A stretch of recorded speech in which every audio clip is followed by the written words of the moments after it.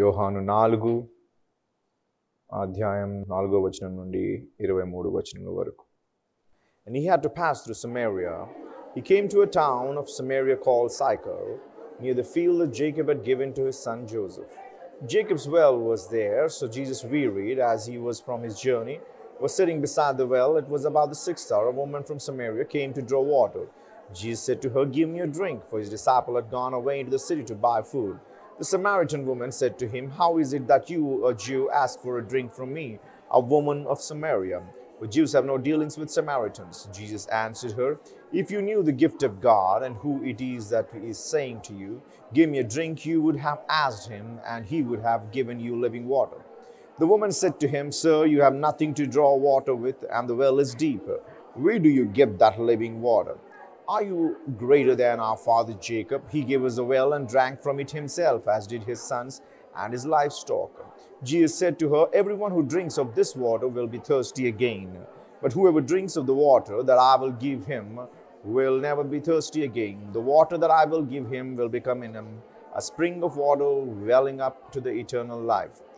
The woman said to him, "Sir, give me this water so that I will not be thirsty or have to come here to draw water." Jesus said to her, "Go, call your husband and come here." The woman answered him, "I have no husband." Jesus said to her, "You are right in saying, 'I have no husband,' for you have 5 husbands, and the one you now have is not your husband. What you have said is true." The woman said to him, "Sir, I perceive that you are a prophet. Our fathers worshipped on this mountain, but you say that in Jerusalem is a place where people ought to worship." Jesus said to her, "Woman, believe me, the hour is coming when neither on this mountain nor in Jerusalem will you worship the Father. You worship what you do not know. We worship what we know, for salvation is from Jews. But the hour is coming, and now is, where the true worshippers will worship the Father in spirit and truth, for the Father is seeking such people to worship him. Tonight I'll be speaking on the subject called the beauty of worship. ఆరాధన యొక్క సౌందర్యం గురించి కొన్ని విషయములు మనం ధ్యానించుదాము. ఆరాధనలో ఉన్న సౌందర్యం. సమరియా ప్రాంతంలో యేసు ఇలా అంటున్నాడు యోహాను సువార్త 4వ అధ్యాయంలో, "I got a need to go to Samaria." ఆయన సమరయ మార్గమున వెళ్ళవలసి వచ్చెను. వెళ్ళవలసి అని రాయబడ్డది, కానీ ఇంగ్లీష్లో "I got a need", నాకు అవసరత ఉంది. "I got a need to go to Samaria." Samaria అనే ప్రాంతమునకు వెళ్ళే అవసరత నాకు ఉంది అన్నాడు. యేసు సమస్తమును సమకూర్చువాడు, సమస్తమును జరిగించువాడు. ఆయన వలనే సమస్తము సృజించబడినది. ఏదియు సృజించబడినది ఆయన లేకుండా సృజించబడలేదు. అటువంటిది ఆయనకు అవసరత తీర్చిన వాడికే అవసరత ఉంటే అది ఎటువంటి అవసరత అనే విషయంను నేను ఒకసారి ఇంతకుముందు కూడా చెప్పి ఉన్నాయి. సో యేసుకి ఒక అవసరత వచ్చింది. ఆ అవసరత ఏంటి అంటే సమరియా అనే ప్రాంతంకు వెళ్ళుట. సమరియా అనే ప్రాంతంకు యూదీయులు ఆ యొక్క మార్గము కూడా వెళ్ళరు. అది దాటి ఇంకొక స్థలంకి వెళ్ళాలన్నా కూడా వారు సుమారు 9 నుంచి 13 మైళ్ళు దూరమైనా పర్లేదు, కానీ చుట్టూ తిరిగి వారు వెళ్ళాల్సిన ప్రాంతంకి వెళ్తారు, కానీ సమరియా లోపల నుంచి ఎవరు వెళ్ళరు. సమరియలు అంటే వారెవరో హిత్తీయులు, కనానీయులు లాంటి వారు కారు, వారు యూదీయులే. ఎప్పుడైతే సొలొమోను రాజు చనిపోయిన తర్వాత రెహబాము, యరొబాము వలన ఇజ్రాయెల్ 12 గోత్రములు 2 రాజ్యములుగా చీల్చబడ్డాయో, northern kingdom and southern kingdom, దక్షిణ సామ్రాజ్యము మరియు ఉత్తర సామ్రాజ్యం కింద. ఆ ఉత్తర ప్రాంతంలో ఎఫ్రాయిం, మనష్షే గోత్రంలో కొంతమంది మోషేకి చెప్పిన మాట, యెహోషువ వచ్చి ఈ యొక్క కనాను దేశముని 12 గోత్రములకి ఎవరికి ఎంతెంత భాగం ఇవ్వాలో అది పంచిన పిమ్మట యెరూషలేము యందు ప్రతి సంవత్సరము ప్రతి మగవాడు 3 సార్లు ఆ యొక్క స్థలంకు వచ్చి ఆరాధించాలి. ఎవరైనాను యెహోవాని ఆరాధించాలనుకున్నా వారికి ఉన్న 7 పండుగలు యెరూషలేముకు వచ్చి వారు అర్పణలు ఇచ్చి దేవుణ్ణి ఆరాధించాలి. యెహోవాకు ఇజ్రాయేలీయులు ఎక్కడ పడితే అక్కడ ఆరాధించకూడదు. ఈ యొక్క ప్రాంతంలోనే అబ్రాహాము తన కుమారుడికి వధించవలసిన స్థలములో సొలొమోను రాజు మందిరం కట్టి ఉన్నాడు. అది దేవుని యొక్క సింహాసనమై ఉన్నది, దేవుని యొక్క స్థలమై ఉన్నది. సో ఆ యొక్క స్థలమునకు 12 గోత్రం నుండి ఉన్న వారందరూ వచ్చి ఆరాధించాలి. ఇంకెక్కడ కూడా ఆరాధించకూడదు. ఎవరి గృహంలో ఆరాధించకూడదు, ఉన్నతమైన శిఖరం పైన ఆరాధించకూడదు, ఏ కొండ మీద ఏ చెట్టు కింద ఎక్కడ కూడా యెహోవా పేరటే అనేకమైన ఉన్నతమైన శిఖరముల పైన కొన్ని నివాస స్థలములు కట్టి అక్కడ అర్పణలు ఇచ్చేసేవారు దూరం ఎవరు వెళ్తారని. అది దేవునికి హేయకరమైనది, దేవుడు చెప్పకపోయినది. ఈ విధముగా ఎప్పుడైతే ఈ ఉత్తర దక్షిణ దేశములుగా ఇజ్రాయెల్ దేశం చీల్చబడ్డదో, ఈ ఉత్తరాన ఉన్న ఈ ఎఫ్రాయిం మనష్షే కొంతమంది సగం గోత్రంలో ఉన్నవారు వీరేం చేశారంటే, మనము యెరూషలేముకి వెళ్ళి పూజించే అవసరం లేదు, ఇజ్రాయేలు అని పేరు పెట్టబడిన మన పితరుడైన యాకోబు అక్కడ ఆ స్థలంలో ఒక బావి తవ్వి ఉన్నాడు. ఆ బావి యోసేపుకి యాకోబు ఇచ్చి ఉన్నాడు. మనకి బైబిల్ ఇంతే తెలియపరచబడినది. ఎప్పుడు ఇచ్చాడనే విషయం ఎవరికి తెలియదు. యోసేపు బానిసతలో కొనిపోబడిన తర్వాత ఆయన ఐగుప్తు ప్రాంతంకి వెళ్ళిన తర్వాత అప్పుడు మళ్ళీ పిలిచి మళ్ళీ వీళ్ళు వెళ్ళి ఒకసారి ఇచ్చాడో, లేకపోతే బానిసతలో కొనిపోబడక మునిపే యోసేపుకి యాకోబు తన తండ్రి ఈ బావి ఇచ్చాడో తెలియదు. ఈ స్థలంలో వారు యెహోవాను ఆరాధిస్తారు. ఎవరు? యూదీయులే. సో ఒకప్పుడు ఆ దేశం యావత్తు చెప్పాను కదా, యూదాను మరియు ఏంటది ఇజ్రాయెల్ యూదా ప్రాంతము, యూదా కింద ఇజ్రాయెల్ 10 గోత్రాల పైన. ఈ 10 గోత్రంలో ఆ 2 గోత్రములు సమరీయులుగా తర్వాత పిలువబడ్డారు. ఆ యెరూషలేం ప్రాంతంలో ఎప్పుడైతే ఇజ్రాయెల్ దేశం చీల్చబడ్డదో, ఆ ఇజ్రాయెల్ అనే 10 గోత్రముల యొక్క క్యాపిటల్ సిటీ సమరియా ఉండేది. సో ఆ సమరియా స్థలములో ఉన్నందుకు వారు సమరీయులుగా అని పిలువబడేవారు. వీరు కూడా యూదీలే. కానీ వారి దృష్టిలో ఈ మిగతా వారందరూ యెరూషలేంకి వెళ్ళి ఆరాధించే అవసరం మాకు లేదు, మోషే కన్నా ముందే దేవుడు నిబంధన చేసిన మన పితరుడైన యాకోబుకు ఈ యొక్క బావి దగ్గర దర్శనం ఇచ్చాడు కనుక ఈ బావితో మనకి ఈ యొక్క స్థలంలోనే మనము ఆరాధన చేయాలని వారి యొక్క అలవాటు. వారు మోషే రాసిన ధర్మశాస్త్రంని వారికి అనుకూలముగా వారి సిద్ధాంతం ప్రకారంగా దాన్ని కొంచెం మలుచుకున్నారు. కాబట్టి యూదీలు వారిని ద్వేషించేవారు. ఎందుకనగా యూదీయుడికి ఏదైనా ఒప్పుకుంటాడు కానీ దైవ దూషణ ఒప్పుకోడు. యూదీలు చాలా స్ట్రిక్ట్గా వారి మతంను ఆచరిస్తున్నాము. ఈ టోరా అనగా పెంటటాక్ ఏమంటారు, ఆ పంచకాండములు ఏవైతే మోషేతో దేవుడు రాయించాడో ఆ యొక్క ధర్మశాస్త్రంను వారు చాలా కఠినంగా పాటించేవారు. దానిలో కొంచెమైనను మార్పు వచ్చిన ఎడల అది దైవ దూషణ కింద గుర్తించేది కనుక వారెవరు ఈ యొక్క సమరీయులతో పొత్తు ఉండేది కాదు. సమరీయులతో పొత్తు కలుగుట, సమరీయుల యొక్క దేశం నుండి ప్రయాణించుట, సమరీయులతో ఎటువంటి సంబంధం కలిగి ఉండుట చాలా శపితమైనది అని యూదీల యొక్క సిద్ధాంతం. సో వీరికి వారికి ఎటువంటి పొత్తు అనేది ఉండదు. అటువంటి స్థలమునకు దేవుడు యేసు నాకు వెళ్ళవలసిన అవసరత ఉంది అంటున్నాడు.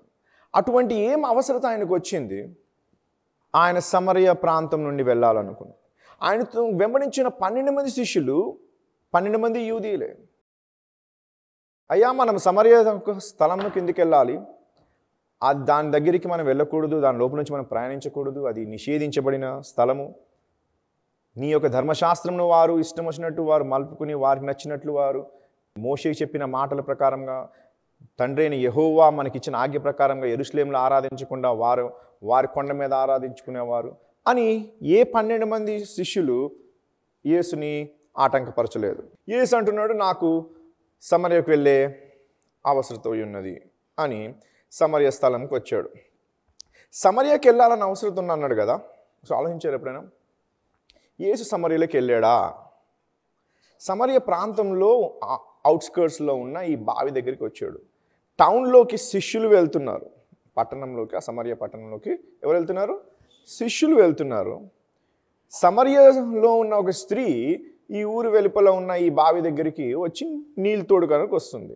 ఆయన సమరయకి వెళ్ళాల్సిన అవసరత ఉంది అన్నవాడు సమరయ అవుట్స్కర్ట్స్లోనే బార్డర్లోనే ఆయన కూర్చుని నేను అలసిపోయాను కాబట్టి నేను ఇక్కడ విశ్రాంతి తీసుకుంటాను అని అంటున్నాడు. కింద వచనం చూస్తే శిష్యులు ఆయన కోసం భోజనము చేయడానికి సమరయ యొక్క పట్టణం లోపలికి వెళ్ళారు. ఎక్కడికి వెళ్ళారు? ఎవరు? 12 మంది అపోస్తలు. మొన్న మీకు చదివి చెప్పాను ఎఫెసీ గ్రంథంలో. యేసు ప్రభుకు అనేక మంది శిష్యులు ఉండే. నేను మొన్నే అంటే నాకు ఒక 3-4 months బ్యాక్ ఈ డౌట్ వచ్చింది. నేను డౌట్ వస్తే ఇంటర్నెట్ ఎత్తుక చాలా మటుకి కొంచెం వెయిట్ చేస్తా, దేవుడు ఆత్మతో నడిపిస్తే ఆన్సర్ రావాలి అని. ఎందుకంటే ఇంటర్నెట్లో రకరకమైన ఇన్ఫర్మేషన్ ఉంటుంది. నీకు నచ్చింది నువ్వు రాస్తావు, నాకు నచ్చింది నేను రాస్తా, నా సిద్ధాంతం నేను రాస్తాను. సో మనుషులు చెప్పిన మాట కన్నా దేవుని ఆత్మ చెప్తే అది కరెక్ట్ ఉంటుందని కొంచెం వెయిట్ చేస్తా. ఒకసారి కొన్ని విషయంలో నాకు ఎప్పటికీ తెలియపరచబడవు, సడన్గా కొన్ని సాంతలు తెలియపరచబడతాయి. సో దేవుని తన యొక్క సమయమందు ఆ యొక్క రహస్యములు, ఆ యొక్క మర్మములు దేవుడు తెలియపరుస్తుంటాడు. సో నాకు ఒక 3 నెలల కిందట ఒక డౌట్ వచ్చింది. యేసు ప్రభు మొట్టమొదటి శిష్యుని ఎవరిని పిలిచాడు? ఆంద్రేయుని ఎన్నుకున్నాడు. అతల పేతురు, అతల యోహాను మరియు యాకోబు. ఈ ఆంద్రేయకి పేతురికి ఎన్నుకున్నప్పుడు ఏం చేశాడు దేవుడు? ఎందుకు ఏం చేస్తున్న వాళ్ళు అప్పుడు? చేపలు పడితే ఏమైంది? వెంబడించిన తర్వాతలా రాత్రంతా చేపలు పడితే వాళ్ళకి చేపలు పడలేదనే స్టోరీ జరిగిందా, లేకపోతే వెంబడించక ముందేది జరిగిందా? యేసు ప్రభుకి వారు వెంబడించక మునుపు ఒక రాత్రి అన్నదమ్ములు ఇద్దరు, పేతురు, ఆంద్రయ్య మరియు అక్కడే పక్కన ఉన్న పార్ట్నర్స్ ఎవరు? యాకోబు మరియు జేమ్స్ అండ్ జాన్, యోహాను. అర్థమైందా? వీరు జెబెడీ కుమారులు, వీరేమో యోనా కుమారులు. సో వీరు రాత్రంతా శ్రమించి వాళ్ళకి చేపలు దొరకవు. అప్పుడు దేవుడు బోట్ మీదకి వచ్చి వాళ్ళు ఇటు అయ్యండి అంటాడు. అతలు వస్తారు, పట్టలేని చేపలు వస్తే వెంటనే సహాయానికి వీళ్ళిద్దరిని పిలుస్తారు. వాళ్ళు వచ్చి చేపలు పడతారు. అప్పుడు వాళ్ళు యేసుప్రభు ఏమంటాడంటే, మీకు మనుషులు పట్టే జాలలుగా చేస్తాను, నన్ను వెంబడించండి అనగా వారు. సో ఫస్ట్ శిష్యులు మిరకల్ అయినాక ఆయన వెంబడిస్తున్నారు కదా. యేసుప్రభు చేసిన మొట్టమొదటి మిరకల్ ఏంటి? నీళ్లను ద్రాక్షరసంగా మార్చడం కదా. సో అప్పటికి ఆయనకి శిష్యులు ఉన్నారా లేరా? ఫస్ట్ మిరకల్ నీళ్లను ద్రాక్షరసంగా మార్చడం అయితే, మరి పేతురు యొక్క బోట్ మీదకి వెళ్ళి దేవుడు మాట్లాడిన తర్వాత కొంచెం నీ బోట్ తీసుకొని బోట్ మీద ఒడ్డు మీద ఉండి మాట్లాడతాడు. బోట్ మీద తర్వాత బోట్లో వెళ్తారు, చేపలు వలేస్తారు, వదిలేసి వస్తారు. అప్పుడు కదా వారు వెంబడిస్తున్నారు. మొట్టమొదటి శిష్యులే అప్పుడు అవుతున్నారు కదా. మరి ఆ మిరకల్ ముందయిందా, ఈ మిరకల్ ముందయిందా? ఈ మిరకల్ ముందైతే ఇది ఫస్ట్ మిరకల్ అని బైబిల్లో రాయబడి ఉంటే, సో అక్కడ శిష్యులు ఉండకూడదు కానా విందులో. లేదు ఈ మిరకల్ అయ్యిందంటే, ఈ మిరకల్ కరెక్ట్ అయ్యి ఉంటే ఇక్కడ కానా విందులో శిష్యులు ఉండకూడదు కదా. కానీ ఇదే ఫస్ట్ మిరకల్ అయితే అక్కడ శిష్యులు అనేది ఉండకూడదు. ఎందుకనగా ఇక్కడ వరకు ఈ ఒడ్డుకు వచ్చిన వరకు శిష్యులు ఆయనకి రాలేదు అనే విషయం నేను డౌట్ వచ్చింది. సో ఇప్పుడు మొన్న ఎఫెసీ గ్రంథం చదువుతున్నప్పుడు దేవుడు దానికి జవాబిచ్చాడు. కానా విందులో అనేక మంది శిష్యులు ఉన్నారు. ఎవరికి? యేసు ప్రభుకి. ఎలా తెలుసు మనకి? మరియా అంటుంది ఆ శిష్యులకు ఏమని? ఆయన చెప్పింది యావత్తు ఎవరికంటుంది? శిష్యులకని క్లియర్ రాబడదు. సో శిష్యులు ఆల్రెడీ ఉన్నారు. కానీ మొట్టమొదటి శిష్యుడు ఎక్కడ స్టార్ట్ అవుతుంది? ఆంద్రేయ, పేతురు ఎక్కడ నుంచి మొదలు పెడుతున్నారు కదా. ఆ తర్వాత జరిగింది మొట్టమొదటి మిరకల్. ఇక్కడ జరిగితే నా సమయం ఇంకా రాలేదు అన్నవాడు సమయం వచ్చినాక మిరకల్ చేసిన తర్వాత మొట్టమొదటి మిరకల్గా అది నామోదించబడ్డది. తర్వాత పేతురు, ఆంద్రేయ వీరందరికీ తన యొక్క శిష్యులుగా 12 శిష్యులుగా ఏర్పరచుకుంటున్నాడు. కానీ ఇక్కడ ఆల్రెడీ శిష్యులు ఉన్నారన్నారు. ఎఫెసీ గ్రంథంలో మొన్న మనం చదివినాం.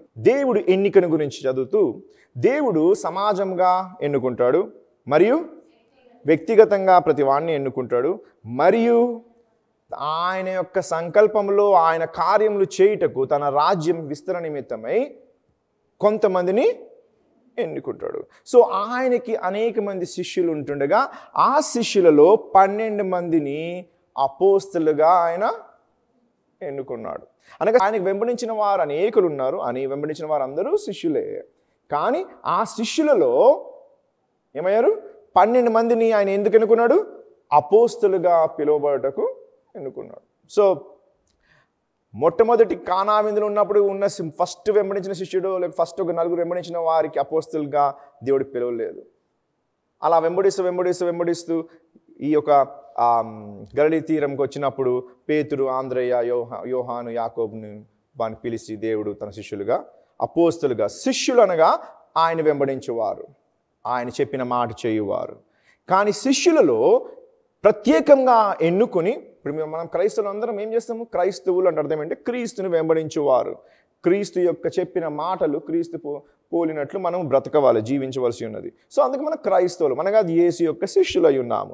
కానీ శిష్యులలో కొంతమందిని దేవుడు అపోస్తలుగాను, అప్పుడేమో ఓన్లీ అపోస్తలుగా ఎన్నుకున్నాడు. కానీ తర్వాత సంఘము అభివృద్ధి నిమిత్తమై, ఉజ్జీవ నిమిత్తమై యేసు ఏం చెప్తున్నాడు, పౌలు ఏం చెప్తున్నాడు? కొందరిని దేవుడు అపోస్తలుగాను, ప్రవక్తలుగాను, సువార్థికులుగాను, పాస్టర్లుగాను మరియు బోధకులుగాను ఏర్పరచుకున్నాడు, ఎన్నుకున్నాడు అని రాయబడ్డది. ఓకే, సో ఇక్కడ 12 మంది ఈ యొక్క అపోస్తలు. నేను ఎందుకు చెప్తున్నానంటే శిష్యులుగా కామన్గా చూడకుండా వారిని ఒక ఘనమైన స్థలంలో పెట్టి చూద్దాం. 12 మంది అపోస్తలు ఎక్కడికి వెళ్ళారు? ఆహారం నిమిత్తం. ఎక్కడికి వెళ్ళారు? సమరయ ప్రాంతంలోకి వెళ్ళారు. ఎంతమంది వెళ్ళారు? ఎందుకు వెళ్ళారు? ఎవరి కోసం? ఎంతమంది? యేసు ఒక్కని కోసం 12 మంది అపోస్తలు ఎక్కడికి వెళ్ళారు?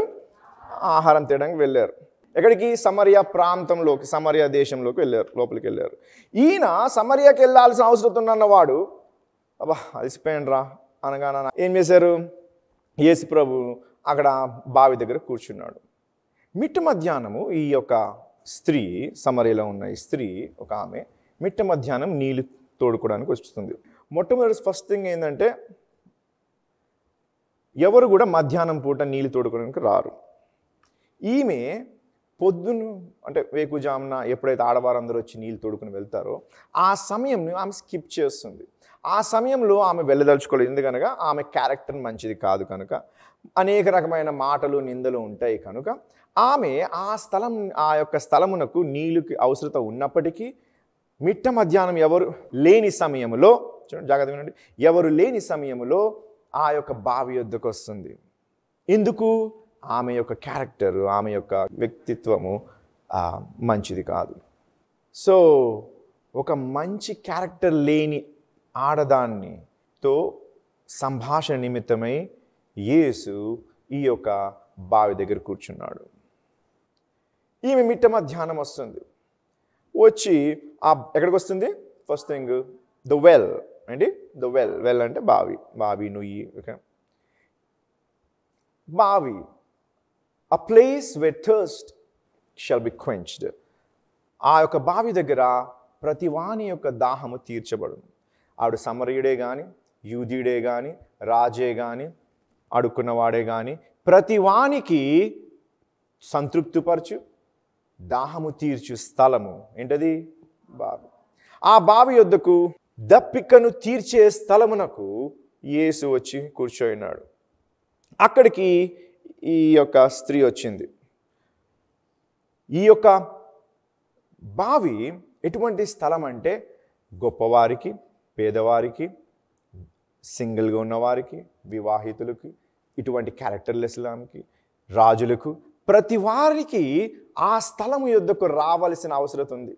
అనగా the well, what I'm trying to say is, the well is a place where it connects all people of different ethnicity, of different backgrounds, of different cultures, different dialects, but yet they all, because of their thirst, of a common factor called thirst, they all shall be gathered at this place because that's the only place that quenches the thirst of everyone. ప్రతి వాని యొక్క దాహము తీర్చే స్థలము కనుక ప్రతి వానికి connect చేసే, అనగా కలిపి సమకూర్చి ఒక దగ్గర కలిపే స్థలము బావి అయి ఉన్నది. ఆ యొక్క స్థలమునకు ఎవరు వచ్చారు? యేసు వచ్చాడు. He's been waiting at a place of our need. మన యొక్క అవసరత, ఆమె దేనికి వస్తుంది? ఆమె నీటి యొక్క అవసరత గురించి. ఆమె తన అవసరం తీర్చుకునే నిమిత్తమై ఆ అవసరము తీర్చుకునే స్థలమునకు వస్తుంది. అక్కడ యేసు ఆమె కోసం వెయిట్ చేస్తున్నాడు. నీ అవసరత ఈ రాత్రి ఏముందో నాకు తెలియదు, కానీ నీవు ఈ స్థలము రాకమునిపే యేసు నీ అవసరత నిమిత్తమై నీ కోసము ఆయన ఈ బావి దగ్గర వెయిట్ చేస్తున్నాడు. బావి అనేది ఏంటి? అనేక రకమైన మనుషులకు కలిపే స్థలమునకు, ప్రతి వాని యొక్క అవసరత తీర్చే స్థలమునకు యేసు మీకన్నా ముందే ఈరోజు ఇక్కడ వచ్చి ఉన్నాడు. ఉట్టిగా రాలేదు. ప్రతి వాని యొక్క అవసరతని తీర్చే నిమిత్తమై యేసు ముందే నీవు తయారవ్వక మునిపే ఆయన పరలోకంను విడిచి ఈ యొక్క స్థలంలోకి వచ్చి ఉన్నాడు. వచ్చిన ఆయన అవసరత తీరుస్తాననే ఆయన దాహము దప్పికతో, ఆమెమో తన నీళ్లు చేదుకోవడానికి వస్తుంది కుండలు పట్టుకుని. ఆమెకే నీటి యొక్క అవసరత ఉంటే, నీటి అవసరత ఉన్న ఆమె దగ్గరికి అవసరత ఉంది అని చెప్పి వచ్చిన ఆయన ఏమంటున్నాడంటే, అమ్మా నాకు నీళ్ళు ఇవ్వవా అని అడుగుతున్నాడు. నేను దాహంగా ఉన్నాను, నా దప్పికను తీర్చుము, give me a drink. Jesus asked her a drink. ఏమడుగుతుండు? నీళ్ళు అడుగుతున్నాడు. బావి దగ్గర ఉన్నాడు కానీ నీళ్ళు చేదుకోవడానికి ఆయనకి సరైన ఏంటది బకెట్ ఏదో ఉంటుంది కదా, తాడువాడు ఏమీ లేదు. సో ఆమె దగ్గర అటువంటి ఆ యొక్క టూల్స్ ఉన్నాయి కనుక యేసుప్రభువు అంటున్నాడు, తల్లి నాకు కొంచెం దాహం వేస్తుంది, నీళ్ళు ఇయ్యవా అంటున్నాడు. ఏ స్థలముకైతే అందరి తృష్ణను తీర్చే స్థలమునకు వచ్చిన యేసు, ఆయనకు ఒక తృష్ణ కలుగుతుంది. ఈరోజు మీ తృష్ణ తీర్చడానికి వచ్చిన యేసుకి ఒక తృష్ణ ఉంది. నీవు నీ తృష్ణ చెప్పడానికి వచ్చావు కానీ ఆయన నీ తృష్ణ తీర్చేదానికన్నా ముందు ఆయనకు కూడా ఒక తృష్ణ ఉంది. ఆయన అంటున్నాడు, నాకు నీళ్ళు ఇవ్వవా అని అడుగుతున్నాడు. First thing is what we talk is the well. ముందేమంటున్నాం? ఒక బావి, నుయ్యి. ఇప్పుడు ద వాటర్, నీళ్ళ గురించి, జలముల గురించి మాట్లాడుతున్నాం. ఈ జలములు అనేది దేవుడు, చూడండి చాలా జాగ్రత్త వినండి, యేసు బైబిల్లో మొట్టమొదటిసారి నాకు దాహముగా ఉంది నీళ్ళు ఇయ్యవా అని అడుగుతున్నాడు. ఏమంటున్నాడు? నాకు దాహముగా ఉంది, నాకు నీళ్ళు ఇయ్యవా అని అడుగుతున్నాడు. ఏమడిగాడు దేవుడు? యేసుప్రభు ఏమడిగాడు? నీళ్ళు అడిగాడు. జలములు ఆయనకి ఆయన యొక్క న్యాచురల్ బాడీని, అనగా భౌతికమైన శరీరమును దప్పిక అందరు కలిగినట్లు ఆయనకు కలుగుతుంది కనుక ఆయన నీళ్ళు ఇవ్వమంటున్నాడు. స్టోరీలో మీకు మీ అందరు చదివిందే తెలిసిందే. ఈమె తోడి ఎప్పుడు ఆమెకు నీళ్ళు ఇవ్వలేదు, ఆయన నీళ్ళు ఎప్పుడు తాగలేదు. సో ఏ దప్పిక గురించి ఆయన మాట్లాడాడు? అంత దప్పికతో ఉన్నవాడు, అంత అలసిపోయినవాడు, మరి నీళ్ళు అడిగిన వాడు ఆమె నీళ్ళు ఎందుకు తోడు ఇవ్వలేదు? ఇన్ని మాట్లాడింది కానీ ఆయన నీళ్ళు ఎందుకు, ముందు నీళ్ళు ఇవ్వమ్మా నేను అడగగానే ఇచ్చేస్తారు నాకు కదా, మరి యేసుప్రభువుకి అడిగితే ఇవ్వాలి కదా. ఆయన నీళ్ళు ఇవ్వమంటున్నాడు. ఆయన దప్పిక, భౌతికమైన శరీరం దప్పికను తీర్చుకునే నిమిత్తమై జలములు అడుగుతున్నాడు. The waters. When we come and talk about the waters now, that has a long relationship with God. Because in the beginning, it was all the waters and the Spirit was brooding upon the waters. ఆది యందు జలములు, అగాధమైన జలముల పైన దేవుని ఆత్మ అలాడుచున్నాడు. It was always a connection between the water and the Spirit.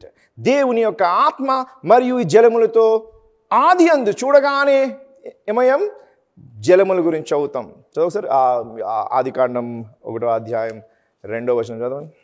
చీకటి అగాధ జలము పైన కమ్మి ఉండెను. అగాధ జలముల పైన ఏం కమ్మి ఉంది? చీకటి కమ్మి ఉన్నది. దేవుని ఆత్మ జలముల పైన అల్లాడుచుండెను. అసలు భూమి ఆకాశము సృజించక మునుపు మనము చదువుతున్న ఈ యొక్క వచనములో జలముల పైన దేవుడు ఏమవుతున్నాడు? అల్లాడుచున్నాడు. ఆయన దేవుడే ఇప్పుడు జలములు అడుగుతున్నాడు. సో జలములకును ఈ దేవునికి ఏదో ఒక సంబంధం ఉంది. The first thing that we ever see is that there is waters in the Bible, and upon that waters the Spirit of God brooded. జలముల పైన దేవుని ఆత్మ అల్లాడుచుండెను. తర్వాత 6 రోజుల సృష్టి తర్వాత దేవుడు భూమిని కూడా జలముల నుండి బయటికి వేర్పరిచాడు. ఆకాశ పక్షులు, జలచరాదులు అవన్నీ జలముల నుంచి తీయబడ్డాయి. జలముల నుంచి తీయబడిన భూమి నుండే వృక్షములు మరియు ప్రతి జంతువులు, పాకెడు జంతువులు, బీస్ అనగా మృగములు, అన్ని జంతువులు ఆ భూమి నుంచే వచ్చాయి. ఏ భూమి? జలములతో కమ్మి ఉన్నబడిన భూమి. ఆ మట్టి నుండి, ఆ జలం నుంచి తీయబడిన, ఆ భూమిలో నుండి తీయబడిన మట్టి నుండి ఎవరు సృష్టించాడు? మనిషిని సృష్టించాడు. The science says that our body is comprising of 70% of water. మానవ శరీరము దేనికి 70% నీటితోనే తయారు చేయబడినది. జలముల పైన ఆయన ఉండెను, జలముల నుండి సృష్టి యావత్తు బయటికి వచ్చాను, ఆ జలముల నుండే మానవుడిని బయటికి తీసుకొచ్చాడు. ఆ మానవుడు జలములతో సృజించబడి ఉన్నాడు. ఆయన శరీరం యందు సుమారు 70%తో మన శరీరం ఉన్నదంతయు. అందుకే నీళ్ళు తాగకపోతే డిహైడ్రేట్ చనిపోతాం. సో ఈ జలములతో చేయబడిన మనము జలముల యొక్క అవసరత ఉంది. We who are comprised of the waters, yet we are thirst of what we are made up of. దేనితో మనము తయారై ఉన్నామో, మనలో ఏమైతుందో ఆ యొక్క అవసరత మనకుంది. మనమే జలములు, 70% జలములు. మనం జలములైన వారికి ఏం అవసరం ఉంది? జలము యొక్క అవసరం ఉంది. And we are thirsty of what we are. మన యొక్క శరీరముకు కావాల్సింది తృష్ణ, మనం అదే అయి ఉన్నాము. కానీ అదిగా మనము బ్రతకాలంటే మనకి జలముల యొక్క అవసరం ఉన్నది. And here on the other side ఇంకొక దిక్కు చూస్తే, he who happened to brood upon the waters, జలముల పైన లాడుచున్న ఆయన ఇప్పుడు ఏమంటున్నాడు? సడన్గా నాకు దాహం వేస్తుంది, నాకు దాహం వేస్తుంది, నీళ్ళు ఇయ్యవా అని అడుగుతున్నాడు. This is the first time that's recorded in the Bible that Jesus ever spoke that he was thirsty. మొట్టమొదటిసారి బైబిల్లో ఆయన దాహం దప్పి కలిగి ఉన్నాడనే విషయం ఇక్కడ వింటాము. తర్వాత ఆఖరిగా సిలువ మీద మరొకసారి ఆయన నాకు ఇంత దెబ్బలు కొట్టి మాంసము కండములు ఇట్లా చీల్చబడి మేకులు కొట్టి ఎలాడదీయబడుతుంటే ఏమడుగుతున్నాడు? నాకు దాహం వేస్తుంది. దాహం తీరుస్తారా? వాళ్ళు తీర్చారని తెలుసు. అలా అడిగితే వారు ఏం చేస్తారో తెలుసు. అలా చేయడం వల్లనే దేవుని యొక్క ప్రవచనము నెరవేర్చబడుతుంది కనుక ఆయన అడుగుతున్నాడు. కానీ ఇక్కడ మొట్టమొదటిసారి అడుగుతున్నాడు నాకు దాహం వేస్తుందని, ఆఖరిసారి కూడా దాహం వేస్తున్నాడు. ఏంటి ఆ దాహము? దేవునికి అంత తృష్ణలో ఉంచినది. What is that thirst that is really that Jesus is being so keen to be quenched off? ఆయన దాహం దప్పికను తీర్చుకునే అటువంటి దాహము ఏమై ఉన్నది? ఇక్కడ ఆమె నీళ్ళు ఇవ్వలేదు, సిలువ మీద ఆయనకి అక్కడ నీళ్ళు ఇవ్వలేదు. ఇక్కడ నీళ్ళతోని దాహం తీర్చబడట్లేదు, అక్కడ నీళ్ళతో ఆయన దాహం తీర్చబడలేదు. ఆయనను నాకు దాహం వేస్తుంది, నీళ్ళు ఇవ్వని అడిగాడు. అక్కడ అడిగాడు, ఇక్కడ అడిగాడు. ఇరువురు స్థలములో ఆయన దాహము తీర్చబడ్డాదా లేదా? మనం ఇదే క్వశ్చన్ మళ్ళీ లాస్ట్కి వేస్తే తీర్చబడ్డది అని మీరు అందరూ అంటారు ఇప్పుడు. Okay, so now the waters, right? So ఆయన నాకు నీళ్ళు ఇవ్వా అని అడుగుతున్నాడు. అడిగి ఆమె నీళ్ళు ఇవ్వంటే ఆమె ఏం చేయాలి కదా? ఆ నీళ్ళు ఇచ్చే పరిస్థితి ప్రారంభం కాకమునిపే ఆయన క్వశ్చన్ వేస్తున్నాడు ఆమెకి. మీ ఆయన ఏం చేస్తుంటాడమ్మా అని అడిగాడు. మీ ఆయన పేరు ఏంటి అని అడిగాడు. Where is your husband? ఏం చేస్తున్నాడు, ఎక్కడ ఉన్నాడు మీ ఆయన అడిగాడు. Suddenly the one who is thirsty, దాహము దప్పికతో ఉన్నవాడు సడన్గా ఆమె యొక్క నిజ జీవితం, పర్సనల్ లైఫ్లో విషయం అడుగుతున్నాడు. He asks her about her husband. నీ పెనిమిటిని పిలుచుకురా అంటున్నాడు. యేసు దాహము తీర్చవలసిన ఆమె సడన్గా ఆమె కోపం వచ్చేస్తుంది. రాదనకండి, మీకే వస్తుంది. మరి యేసు దగ్గర ఆయనే సత్యమై ఉన్నాడు, సమస్తము ఆయన ఎరిగినవాడు. ఆయన దగ్గరికి ఈ క్వశ్చన్ సడన్గా వచ్చి ఆయన ఒక మాట అడుగుతున్నాడు. ఏమడుగుతున్నాడు? మాట. The first thing what we discussed is the well. Then the second thing that we talked about is the waters. Now the word. మూడోది ఏంటి? వాక్యం. ఒక మాట అడుగుతున్నాడు. మీ ఆయనని తీసుకురా అంటున్నాడు. Because in his words, when he happened to unleash this word from his mouth, it brings forth her identity and reveals her reality. ఈ యొక్క మాట వలన, ఈ యొక్క ఆయన అడుగుచున్న ఈ మాట వలన ఆమె వ్యక్తిత్వమైన జీవితం ఎటువంటిది, ఆమె ఏమై ఉన్నది, ఆమె యొక్క వాస్తవము బయటపడుతుంది. మరుగుపరచబడుకుని ఆమె నాకు భర్త లేడు అంటుంది. సో ఈయన ఆ యొక్క ఊరోడు కాదు కనుక ఆమె చెప్పింది నమ్మాలి, మనకు తెలియదు. సో ఆయనను అట్ దట్ పాయింట్ ఎప్పుడైతే నీళ్ళు అడిగాడో ఆమె నీళ్ళు ఇవ్వలేదు, ఈయన నీళ్ళు తాగలేదు. కానీ యేసు మాత్రం సడన్గా ఒక మాట అడుగుతున్నాడు. దేవుని మాట వలనే సమస్తం సృజించబడినది. ఆ మాట వలన ఆమె యొక్క ఉనికి, ఆమె యొక్క జీవితము, ఆమె యొక్క చేసిన కార్యములన్నీ ఏమైతే ఇప్పుడు తెరవబడతాయి, బయలుపరచబడతాయి. Though she came to the well, ఆమె బావి దగ్గరికి వచ్చింది. ఎందుకు? నీళ్ళు చేదుకోవడానికి. For the waters, కదా, నీళ్ళు తీసుకెళ్ళడానికి వచ్చింది. But it is a word that brought forth a revival in her life. ఆమె బావి దగ్గరికి వచ్చింది ఎందుకనగా నీళ్లు చేదుకుని తీసుకెళ్ళడానికి వచ్చినప్పటికీ బావి కానీ లేక నీళ్లు కానీ ఆమె జీవితంని వెలిగింపజేయబడలేదు. కేవలము దేవుని నోటి నుంచి మాట వలన ఆమె జీవితం మారింది. ఈరోజు నీవు ఈ యొక్క తృష్ణ తీర్చుకునే ఈ స్థలంకు వచ్చినప్పటికీ దేవుని మాట వలనే నీ యొక్క జీవితంలో అనేది ఎన్లైట్మెంట్ అనగా వెలుగు కలుగుతుంది. నీ చీకటిమైన స్థలములో, నీ చీకటిమైన స్థితిలో, నీ అంధకారమైన లైఫ్లో దేవుని మాట వలనే నీ జీవితంలో ఉజ్జీవము, సంతోషము, ఆనందము, సమకూర్పు సమస్తము ఆయన యొక్క వర్డ్ వల్లే జరుగుతుంది. So it was not the well, బావి వలన ఏమీ కాలేదు, ఆ బావిలో నీళ్ళ వలన ఏమీ కాలేదు. ఆమె నీళ్ళు తోడుకోవడానికి వచ్చింది, కానీ ఆ యొక్క సన్నివేశంలో మనం చూస్తే ఆమె నీళ్ళు తీసుకుని వెళ్ళలేదు. In fact she left her pots at the well and ran into the village. ఆమె యొక్క కుండను అక్కడ వదిలేసి ఆమె పరిగెట్టుకుని ఎక్కడికి వెళ్ళింది? పట్టణంలో, ఊరిలోకి వెళ్ళింది. నీళ్ళు కోసం వచ్చిన ఆమె నీళ్ళు తీసుకోలేదు. నీళ్ళు అడిగిన వాడు నీళ్ళు తాగలేదు. కానీ నీళ్ళు తాగని స్థలములో బావి దగ్గర ఉన్నారు, కానీ బావి నుంచి నీళ్ళు తోడుకోలేదు. కానీ అక్కడ దేవుని మాట ఆమె జీవితాన్ని మార్చింది. దేవుని మాట ఒక ఉజ్జీవంని రగిలింపజేసింది. పనికిరాని భయంకరమైన వ్యభిచారంలో పడి ఉన్న ఆ స్త్రీ యొక్క జీవితంని దేవుడు తన మాట వలన మార్చి ఉన్నాడు. ఈ స్థలములో అనేక రకములైన తృష్ణలు తీర్చుకునే యొక్క మనుషులను జతపరిచిన స్థలమైనప్పటికీ దేవుని మాట మీ జీవితంలో మిమ్మల్ని ఏంటది రివైవ్ చేస్తుంది, అనగా ఉజ్జీవింపజేస్తుంది. ఓకే, ఒకసారి లెట్స్ రీడ్ Psalms 119:130. నీ వాక్యములు వెల్లడి అగుట తోడనే వెలుగు కలుగును. వెల్లడి అనగా ఓపెన్ చేయగానే ఏమవుతుంది? లైట్ వస్తుంది. నీ మాటలోనే వెలుగుంది. అందుకే అందరూ చీకటమైన నీ యొక్క స్థితి ఏమందో నాకు తెలియదు, కానీ దేవుని మాట ఈరోజు ఆ చీకటిని తొలగించుటకు ఆయన నీతో మాట్లాడడానికి ఈ స్థలంకి వచ్చి ఉన్నాడు. In the beginning, when the world was in the waters and the darkness was upon the face of the deep and the Spirit of God was hovering upon the earth, then the Lord said, let there be light, and the entrance of His word brought light. ఎప్పుడైతే ఆయన మాట వెల్లడి చేయబడ్డదో అది ఏమైంది? ఆదియందు ఆ చీకటి, అగాధమైన చీకటి ఆ యొక్క భూమి యావత్తు కమ్మి ఉన్నప్పుడు ఆయన మొట్టమొదటిగా పలుకుగా ఆయన మాట ఏం తీసుకొచ్చింది? వెలుగు తీసుకొచ్చింది. అలాగే ఈ స్థలములో నీ వచ్చి నీ తృష్ణను తీర్చుకుని నీ యొక్క బాధలు, నీ కష్టంను దేవుని చెప్పడానికి వస్తే ఆయన నీకన్నా ముందే వచ్చి ఆయన నీకు ఈ రాత్రి నీకు ఏం చెప్తున్నాడంటే నీ జీవితం నీ వెలిగింపజేయ మాట నీకు అందింపజేస్తున్నాడు.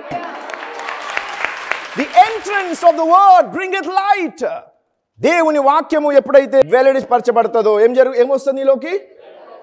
Let there be. ఫస్ట్ మొట్టమొదటి ఏం చేశాడు దేవుడు? వెలుగును సృష్టించాడు. మొట్టమొదటి చీకటి ఉండెను, ఆ తర్వాత మొట్టమొదటిగా ఏం సృష్టించబడింది? వెలుగు ప్రకాశింపబడ్డది.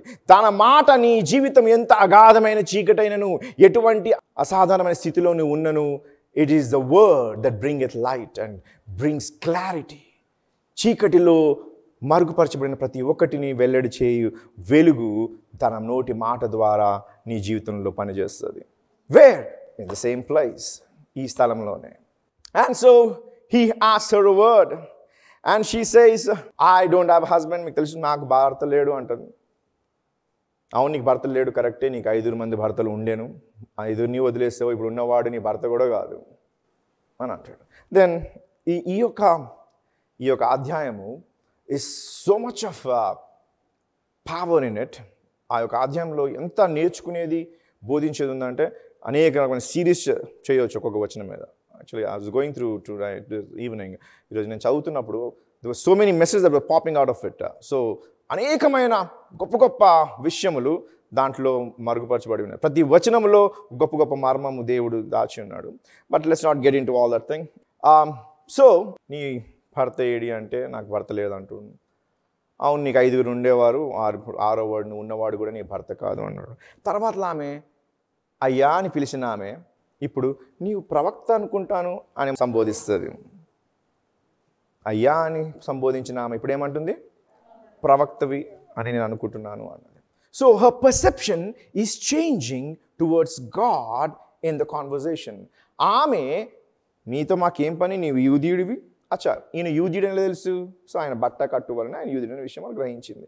సో యూదుడైన వాడు సమరయులతో ఎటువంటి సంబంధం లేనివారు కదా, అటువంటిది నీవు నాకెట్లా నీళ్ళు అడుగుతున్నావు, నీవు అసలు నాతో ఎట్లా మాట్లాడుతున్నావు అని అడుగుతుంది. అటువంటి క్వశ్చన్ వేసిన ఆమె, అనగా నీకు నాకు సంపర్కము సంబంధం లేని మన యొక్క ఈ యొక్క రిలేషన్షిప్లో సడన్గా ఆమె ఏం చేస్తుంది, నీవు ప్రవక్త అనుకుంటుంది. ఆమె సడన్గా ఆయన్ని కనుగొంటుంది అనుకుంటుంది. కానీ ఆయన వచ్చింది ఆమెని కనుగొనుటకు. నీవు దేవుణ్ణి పూజించడానికి ఆరాధించడానికి వచ్చావు నువ్వు అనుకుంటున్నావు, దేవుని స్తుతించి దేవుని కానుక వేయాలనుకున్నాను వచ్చావు అనుకుంటున్నావు. కానీ దేవుడు నీ జీవితంను కనుగొనుటకు, నీ జీవితంలో ఉన్న చీకటిని తొలగించి తన వెలుగుని ప్రకాశించుటకు ఈరోజు దేవుడి వాక్య భాగంతో మాట్లాడుచున్నాడు. I talk about the well, బావి గురించి కొంచెం మాట్లాడాను. ఆ తర్లా జలముల గురించి మాట్లాడాను. ఆ తర్లా ఏం మాట్లాడాను లాస్ట్కి, ద వర్డ్, ఆయన వాక్యం గురించి మాట్లాడాను. But now I want to speak about the worship. ఇప్పుడు ఆరాధన గురించి మాట్లాడు. ఎందుకంటే నా సబ్జెక్ట్ ఈరోజు ఏంటి, ఆరాధనలో ఉన్న సౌందర్యము. ప్లీజ్ లుక్ ఎట్ ద ఆ కమిత్ అండ్ నౌ ఈజ్ అంటాడు.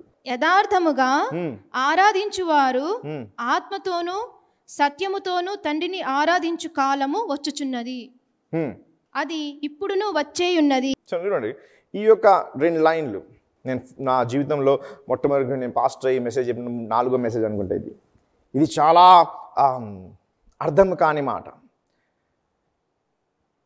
ఆత్మతో సత్యముతో ఆరాధించు సమయం ఒకటి రాబోచున్నది, వచ్చుచున్నది అంటే అర్థం ఏంటి, వచ్చిందా కదా.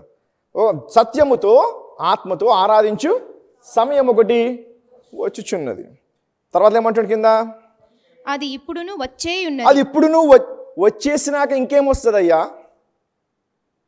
వచ్చేయున్నది అంటే అర్థం ఏంటి, ఆరాధన సమయం వచ్చేసింది. సో ఆత్మతో సత్యంతో ఆరాధించే సమయం ఇది. సో ఆల్రెడీ ఇది ఆరాధన చేసే సమయం అయి ఉంటే మరలా వచ్చి రాబోచున్నది వచ్చుచున్నది అని అంటున్నాడు. So it is very difficult to really get you this understanding of this word. ఈ యొక్క వాక్య భాగంని, ఈ మాటని మీరు అర్థం చేసుకోవాలంటే కొంచెం కష్టమైనది. చూడండి ఇప్పుడు చెప్తాను. హీ సెడ్ ద ఆ కమెత్, ఇదిగో రాబోచున్నది, ఒక సమయము ఒక ఘడియ రాబోచున్నది అని చెప్తున్నాడు. ఈమె దగ్గరికి వచ్చి అంటున్నాడు అది వచ్చి ఉన్నది అంటున్నాడు. ఇన్ అదర్ వర్డ్స్, జాగ్రత్త వినండి, ఈ ఫస్ట్ సమయం రాబోతుంది, ఆ సమయం గురించి మాట్లాడదాం. ఏంటి ఆ సమయం గురించి మాట్లాడుతున్నాడు? ఏ ఆత్మ అయితే మరియ గర్భంలో దూరి యేసు బయటకు వచ్చాడో, అర్థమవుతుందా, ఆత్మధారి అయిన ఈ యేసు ఆయన యొక్క సంగమునకు ఏమంటున్నాడు, మీరు నా శరీరం అంటున్నాడు. సో ఈ శరీరము దాల్చింది ఏ విధముగా, పరిశుద్ధాత్ముడు మరియ గర్భంలో దూరి శరీరం దాల్చాడు. అందుకని అంటాను, ఏమంటాను, the Holy Spirit came into a dressing room called Mary and dressed himself in flesh. Mariya అనే డ్రెస్సింగ్ రూమ్లోకి దూరి దేవుని ఆత్మ ఏం చేసింది, శరీరము దాల్చుకుని బయటకు వచ్చింది. ఆయనే కృపాసతి సంపూర్ణమైన యేసు. సో ఈ బాడీ అయిన యేసు ఎలా వచ్చింది ఈయనకి శరీరము, పరిశుద్ధాత్మ వలన ఆయన శరీరం దాల్చాడు. పరిశుద్ధాత్ముడు ముందు వెళ్ళి అప్పుడు శరీరం దాల్చాడు. ఇప్పుడు యేసు అంటున్నాడు మీరే నా శరీరం అంటున్నాడు, సంఘమే నా శరీరం అంటున్నాడు. సో ఆయన శరీరమైన మనము ఏం కలిగి ఉండాలి మరి, అప్పుడు పరిశుద్ధాత్మ కలిగి ఉండాలి. కానీ ఆయన వెంబడించినప్పుడు ఆయన అని ఊతాడు శిష్యులకు ఒక దగ్గర, పరిశుద్ధాత్మ మీరు కలుగునుగా కానీ అని ఊతాడు. సో కానీ ఏం జరగదు, భాషలు మాట్లాడలేదు, అనేక రకమైన ఇంటర్ప్రిటేషన్లు మరియు అన్య భాషలు మాట్లాడలేదు. ఏం అద్భుతములు చేశారు, ఆయన నామంలో దురాత్మను వెళ్ళగొట్టారు కదా, అనేకమైన అద్భుతములు చేశారు. కానీ పరిశుద్ధాత్మ వారు పొందలేదు. ఆయన ఊదినప్పుడు వారి మీదికి దేవుని ఆత్మ రావాలి, వారి మీదికి వస్తేనే తప్ప వారు గొప్ప కార్యం చేయలేరు. కానీ దేవుడు చెప్పేది ఈ మాట ఏందనగా, ఎందుకనగా అప్పటి వరకు దేవుని ఆత్మ ప్రతి వాని మీదకు వచ్చేది. దేవుని ఆత్మ బలంగా సంసోను మీదకి వచ్చినప్పుడు వాడు గాడిద యొక్క జాబుని తీసుకుని 1000 మందిని సంహరించాడు. దేవుని ఆత్మ బలముగా వచ్చినప్పుడు సౌలు ఆ యొక్క కాడిని రగ్గొట్టి 12 ముక్కలు చేసి పంచి ఒక లెటర్ రాయగా 4 లెటర్తో అందరూ భయభీతులై అందరూ ఆయన ఆర్మీలో చేరారు. దేవుని ఆత్మ బలముగా రాగాన దావీదు గొలియాతుతో యుద్ధం చేయడానికి వెళ్ళాడు. సో దేవుని ఆత్మ బలముగా ఎడకొస్తుంది వారి మీదకి. దేవుని ఆత్మ నా మీద ఉన్నది, అందుకే నేను మీకు శుభవార్త చెప్పడానికి వస్తున్నాను యేసు ప్రభు అంటున్నాడు. దేవుని ఆత్మ ఆయన మీదుగా, దేవుని ఆత్మే ఆయన అయి ఉన్నాడు.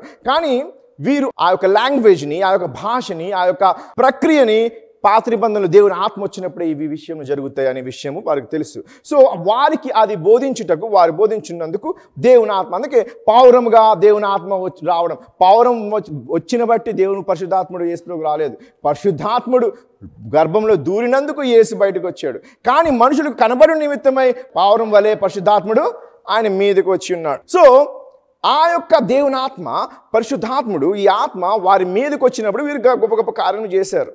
కానీ దేవుడు ఇక్కడ చెప్పే విషయం ఏంటంటే ఆ సమయం రాబోచున్నది అని ఎందుకు అన్నాడంటే, పెంతెకోస్తు పండుగ రోజు ఆ ఆత్మ వారి లోపలికి ప్రవేశించింది.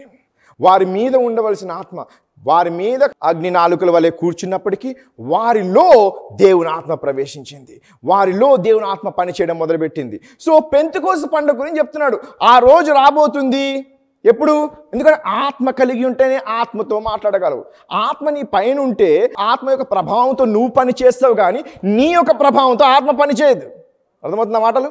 ఎందుకు పైకి రావాలి, లోపల ఉండాలనే విషయం చెప్తున్నాం మీకు. పరిశుద్ధాత్ముడు ఎప్పుడైతే మనిషి మీదకి వస్తాడో ఆ ఆత్మతో ప్రభావితుడై వాడు ఏం చేస్తాడు? దేవుని యొక్క ప్రణాళిక ప్రకారంగా కొన్ని పనులు చేస్తాడు. ఏ ప్రణాళిక అయితే దేవుడు చేయాలనుకున్నాడో ఆ పని వానితో చేయించడానికి దేవుని ఆత్మ వానికి పురుగొలిపి ఆ యొక్క సామర్థ్యం ఇచ్చి పని చేయిస్తుంది. బెజలీల్ అనే ఆత్మ దేవుడు ఇచ్చినప్పుడు ఆ బెజలీల్ కుటుంబంలో ఉన్న వారందరూ ప్రత్యక్ష గుడారం యొక్క ఉపకరణలన్నీ వారు చేశారు. వాళ్ళు ఎప్పుడు చూడలే. దేవుని ఆత్మ వారి మీదకి వచ్చినప్పుడు ఆ విధంగా వారు చేశారు. వీడేమో ఇక్కడ ఒక కర్ర చేస్తున్నాడు, ఇక్కడేమో వీడు ఇంకొక కర్ర చేస్తున్నాడు, ఈ కర్ర అక్కడెక్కడో చేస్తున్నాడు, వీడు 2 కిలోలు యువతలు వీడు చేస్తున్నాడు. అది తీసుకొచ్చి దగ్గర పెడితే 2 కలిసిపోతున్నాయి కరెక్ట్గా. ఏ ఇంజనీరింగ్ లేదు, ఏ డ్రాయింగ్ లేదు, ఏ మ్యాప్ లేదు. దేవుని ఆత్మ వారి మీదకి వచ్చినప్పుడు ఆ విధంగా పనిచేస్తుంది. సో దేవుని ఆత్మ వచ్చినప్పుడు ప్రభావితమై మనిషి ఆయన యొక్క కార్యం చేస్తాడు. దేవుని ఆత్మ నీలోకి వచ్చినప్పుడు ఆయన చెప్పింది నువ్వు చేస్తావు, నువ్వు చెప్పింది పరిశుద్ధాత్ముడు కూడా నీతో చేస్తాడు. నీవేం చెప్తావు? పరిశుద్ధాత్ముడు ఎప్పుడైతే నీ మీదకి వస్తుందో అది ఒక గుంపుకి, ఒక సమాజమునకు, కొంతమందికి మేలు చేయ నిమిత్తమై ఆ యొక్క ఆత్మ నీ మీదకి వచ్చి పని చేయించేది. ఇప్పుడు పరిశుద్ధాత్మ నీలోకి వచ్చినప్పుడు ఫస్ట్ నిన్ను బాగు చేస్తాడు. నిన్ను బాగు చేసి నీ జీవితంతో ఇంకొకరి జీవితాన్ని బాగు చేస్తాడు. నీ జీవితం వలన ఇంకొకరికి ఆశీర్వాదకరంగా మాట్లాడు. నీ వలన ఇంకొకరికి సువార్త ప్రకటింపజేస్తాడు. నీకే సువార్త లేదు, నీవే నశించిపోవలసిన వాడివి. ఇప్పుడు ఆ ఆత్మ కలిగి ఉన్నందుకు దేవుని ఆత్మ నీలో ఉంటే నీ తోటి వానికి నువ్వు చూసి నీవు దేవుని సువార్త ప్రకటించాలని ఆశపడతావు. నువ్వు చెప్పుచున్నప్పుడు నీలో ఆత్మ పనిచేస్తుంది. అనగా ఆత్మ నీవు, అందుకే గ్రీక్లో ఇవ్వడింది పారాక్లిటస్ అని రాయబడి ఉన్నది. అనగా తోటి సహాయకుడు. పరిశుద్ధాత్ముడు మన యొక్క తోటి సహాయకుడు అయి ఉన్నాడు. సో పెంతెకోస్తు దినం రోజు ఆ సమయం సంభవిస్తుంది. ఆ రోజు దేవుని ఆత్మ నీలో దూరినప్పుడు ఆత్మతో ఆయన ఆరాధించగలవు. అందుకే అంటున్నాడు, మాకు తెలుసు మేము యెరూషలేములో ప్రార్థన చేయాలని. మీరు అనుకుంటున్నారు మీరు ఈ కొండ మీద ప్రార్థన చేయాలని చెప్పి. ఎక్కడ? ఆ బావి దగ్గర ఒక కొండ ఉంది, యాకోబు. ఆ కొండ మీద వీరందరూ ప్రార్థన చేశారు. గెర్సిన్ అనేది ఒక కొండ ఉంటుంది. ఆ జెరసిన్ అనే కొండ మీద వీరందరూ ప్రార్థన చేశారు. ఎవరు? ఈ సమరయులు. వీరు అంటున్నారు ఇక్కడ ఈ దేవుని ఆత్మ ఉంది అని మీరు ఈ కొండ మీద ప్రార్థన చేస్తున్నారు. యూదీలు మేమంటున్నాము యెరూషలేము ముందు ప్రార్థన. కానీ ఒక సమయం రాబోచున్నది, ఇక్కడ కానీ మరియు అక్కడ కానీ జరగదు. ఎక్కడ జరుగుతుంది? మరి ఎక్కడ జరుగుతుంది? దేవుడు కొండల మీద టెంట్లలో ఉండడం మానేసి ప్రత్యక్ష గుడారమైన మనలో నివసించడం మొదలుపెట్టాడు. నువ్వెక్కడ ఆరాధిస్తే అక్కడ నేను ఉంటాను. నువ్వెక్కడ ఏ జైల్లో ఉండి, ఏ బాధలు ఉండి, ఏ కష్టం నుండి, ఏ బెడ్ మీద ఉండి నువ్వు ప్రార్థన చేసి ఆరాధించావంటే నా యొక్క సన్నిధానం అక్కడికి వస్తుంది. ఒక సమయం రాబోచున్నది, పెంతెకోస్తు దినం రోజు ఏమవుతుంది? ఆత్మతో సత్యముతో ఆరాధిస్తారు. కానీ అది వచ్చి ఉన్నది. ఏ పెంతెకోస్తు దినం రోజు దేవుని ఆత్మైన నేను వస్తానో నీ యొద్దకి ఇప్పుడు వచ్చి ఉన్నది. పెంతెకోస్తు పండుగ రాక మునిపే సమరయాని నీతో నేను సంభవించి ఏమంటాడు? నేను ఇచ్చు జలమును నీవు తాగితే ఇంకెప్పుడు దప్పిక కలిగి ఉండవు. దప్పిక కలకుండా ఆయన ఉంటే మరి ఆయన ఎందుకు అడుగుతున్నాడు? ఆయన దప్పిక ఎప్పుడూ భౌతికమైన దప్పిక అడగట్లేదు. ఆయన ఇంకొక దప్పిక అడుగుతున్నాడు తరల కోసం. సో ఆయన అడిగే దప్పిక వేరు. సో ఆయన ఈమెకి అంటున్నాడు, నేను ఇచ్చి జలములు నీవు కానీ తెలుసుకుంటే నీవు ఇంకెప్పుడు దప్పి కలగవు. అనగా పెంతెకోస్తు పండగ రోజు వారు దేని బట్టి అయితే, పెంతెకోస్తు పండగ యూదుల పండగ, ఆ పండగ రోజు ఏమైంది, సంఘం ఆవిర్భవించింది. ఆ రోజు దేవుని ఆత్మ వలన ఏ విధంగా అయితే డ్రెస్సింగ్ రూమ్లోకి వెళ్ళి దేవుని ఆత్మ శరీరం దాల్చి యేసుగా వచ్చాడో, అదే విధముగా యేసు అనబడ మనము ఆ యొక్క పెంతెకోస్తు పండుగ దినం రోజు ఆ మేడగదిలో దేవుని ఆత్మ వచ్చినప్పుడు సంఘముగా మనం బయటకు వచ్చాం. సో పెంతెకోస్తు దినం రోజు ఈ పని ఎప్పుడైతే జరుగుతుందో అప్పుడు అందరూ ఆత్మ వలన నన్ను ఆరాధిస్తారు, ఆత్మతో సత్యముతో నన్ను ఆరాధిస్తారు. వారిలో నా ఆత్మ ఉంటుంది కనుక వారాత్మ నా ఆత్మతో వారు ఏం చేస్తారు, ఏకీభవించి ఆరాధిస్తారు. కానీ నీకోసం మాత్రం ఈరోజే ఆ నేనే పెంతెకోస్తు పండుగ అయి ఉన్నాను, నేనే పెంతెకోస్తు అయి ఉన్నాను. సో నీ యొద్దకు మాత్రము నీ యొక్క చరిత్ర, నీ యొక్క ఏంటది క్యారెక్టర్, నీ యొక్క పాస్ట్ ఏమంటారు, నీ గతము సమస్తము తెలిసి కూడా ఈరోజు నీ యొద్దకు పెంతెకోస్తు స్వయంగా వచ్చి ఉన్నాడు. సో ఇప్పుడు చెప్పడము ఈజీ, ఏదో చెప్పవచ్చు పాస్టర్లు, మేము పెంతెకోస్తు అప్పుడు వచ్చింది ఇప్పుడు వచ్చినట్లు అంటాం. యేసు ప్రభువు అన్నాడు, ఇదిగో ఒక సమయం రాబోచున్నది అంటున్నాడు. ఆ సమయం రోజు అదే సమరయ స్థలంలో ఫిలిప్ అనువాడు యేసు ప్రభు చనిపోయిన తర్వాత, పునరుత్థానం వెళ్ళిపోయిన తర్వాత వచ్చి గొప్ప ఉద్యమం రగిలింపజేస్తున్నాడు. ఎక్కడ? పేతురు వస్తుడు గొప్ప ఉద్యమం రగిలింపజేస్తాడు. ఎక్కడ? సమరయలో. అదే సమరయకి 12 మంది కలిసి వెళ్ళారు కదా, మరి అప్పుడు ఎందుకు ఉద్యమం రాలేదు? ఒకరు కాదు 12 మంది కలిసి ఒకటేసారి వెళ్ళారు. 12 bishops went into Samaria. 12 మంది ప్రీచర్స్ వెళ్ళారు లోపలికి. వెళ్ళి ఏం తీసుకొచ్చారు? దేవుడికి లంచ్ బాక్స్ పట్టుకొచ్చారు. చూడండి, but look at this woman, one encounter with the Pentecost. ఆ పెంటెకోస్ట్ అయిన ఆయనే, ఆత్మ అయిన ఆయన ఎప్పుడైతే ఈమె యుద్ధకు వచ్చాడో, ఈమె ఏమై ఉన్నది? క్యారెక్టర్లెస్ ఉమెన్ కదా. 6 హస్బెండ్స్ ఉన్నారు. ఆమె తన యొక్క ఊర్లో ఉన్న వారితో కలిసిమెలిసి బ్రతకలేని స్థితిలో ఉన్న ఆమెతో దేవుడు ఎప్పుడైతే మాట్లాడాడో, ఆమె తన కుండను వదిలి ఎక్కడికి వెళ్తుంది? లోపలికి వెళ్తుంది. వెళ్ళి, హే look, I have got a man, నాకు ఒక పురుషుడు తెలుసుకున్నాను. అప్పుడు ఏమంటారు? నా క్యారెక్టర్ తెలుసు కదా, నాకు పురుషుడు తెలిసి అన్నాను. ఏమంటుంది తెలుసు? పాస్ట్ అమ్మ చాలా స్ట్రిక్ట్, చాలా మంచిగా. ఏమంటుంది? నాకు తెలిసి నీ పురుషుడు అంటుంది కదా. Nobody would listen to a tramp like me. నాలాంటి వ్యభిచారితో ఎవరు సహవాసమే చేయదలుచుకోకపోయినప్పుడు, నాలాంటి వారితో ఎవరు సహవాసం ఉండరని తెలిసి విషయం గ్రహించే నేను ఎవరు లేని సమయంలో వెళ్ళినప్పుడు నేను వచ్చి చెప్పగా నా మాటకి విని వీరందరూ ఆ బావి దగ్గరికి ఎలా వస్తారు? there's something happening. అనగా ఈమె ఇక్కడి నుంచి బయలుదేరి వచ్చినప్పుడు ఒక స్థితిలో ఉండేను, కానీ ఈ బావి దగ్గరికి వచ్చిన తర్వాత, ఈ జలములతో సంభాషణ అయిన తర్వాత, దేవుని యొక్క మాట ఆమెకి వెల్లడి చేసినప్పుడు, తన జీవితంలో వెలుగు వచ్చిన పిమ్మట ఆరాధన గురించి సంభాషణ అయింది. ఈ ఆరాధన సంభాషణలో ఆమె తెలియకుండానే తన ఆత్మతో దేవుని ఆరాధించినది. ఎప్పుడైతే దేవుని ఆత్మ ఆమె ఆత్మతో ఏకీభవించి ఆమె ఆరాధనకు యొక్క అనుభూతి కలిగిందో, అది ఆమె వెళ్ళి ఈ యొక్క స్థలములో ఎవరైతే ఆమెకి చీయని కొట్టి ఆమెకి నిందలు చేసిన ఈ యొక్క సమాజంకి వెళ్ళి ఆమె చెప్పగాన వారందరూ ఆమెను వెంబడిస్తున్నారు. ఎవరు కూడా యేసు ప్రభువుని వినలేదు, ఎవరు యేసు ప్రభు యొక్క మాటని వినలేదు, యేసు ప్రభువుని చూడలేదు. వీరందరూ సమరీయులు. ఈ సమరీయులతో ఎవరు మాట్లాడుతున్నారు? ఒక ఘోరమైన సమరీ స్త్రీ. అటువంటి ఆమె మాట్లాడినప్పుడు ఆమె మాటని ఆలకించి ఏ విధముగా వీరందరూ ఆ యొక్క వెల్ దగ్గరికి వచ్చారు. Something that might have happened. ఏదో జరిగింది. ఎక్కడ? ఆ బావి దగ్గర. ఎక్కడ? ఆ జలముల దగ్గర. ఎక్కడ? ఆయన మాట్లాడిన మాట వలన. And he says, the time has come that people shall worship him in spirit and truth. సత్యముతో ఆత్మతో ఆరాధించే సమయం వచ్చి ఉన్నదని. There is a beauty in worship. So ఈ ఆరాధనలో ఒక విధమైన సౌందర్యం ఉంది. ఆ సౌందర్యము దేవుడిని ఆకర్షింపజేస్తుంది. నేను ఒకసారి మా ఫ్రెండ్ వాళ్ళ అక్కకి ఒక చిన్న బాబు పుట్టిన 2-3 years అయింది. వాళ్ళు ఎక్కడ ఢిల్లీలో ఉండేవారు, హైదరాబాద్లో ఇల్లు తీసుకుని ఉంటే నేను వాడు వెళ్ళామని ఇంటికి వెళ్తే 2 years ఏమో ఉంటుంది. వాడు వచ్చిండు, నాకు కలిసిండు, సెకండ్ కలిపిండు, ఏది ఇంగ్లీష్లో ఏదో వాగిండు. నాకు ఇంగ్లీష్ వస్తుంది, వాడికి రాదు కదా. అడు వాడాడు. ఇది ఏమంటుండు అంటే వాళ్ళ అమ్మ అంటుంది, నువ్వు చాలా బాగున్నావు, హ్యాండ్సమ్గా ఉన్నావు, నాకు చాక్లెట్ కొనివ్వా అని అడిగిండు అని. క్వశ్చన్, పిల్లవాడు చిన్నపిల్లడు, వాడు మాట్లాడాడు లేదా? ఆ మాటకు అర్థం ఉందా లేదా?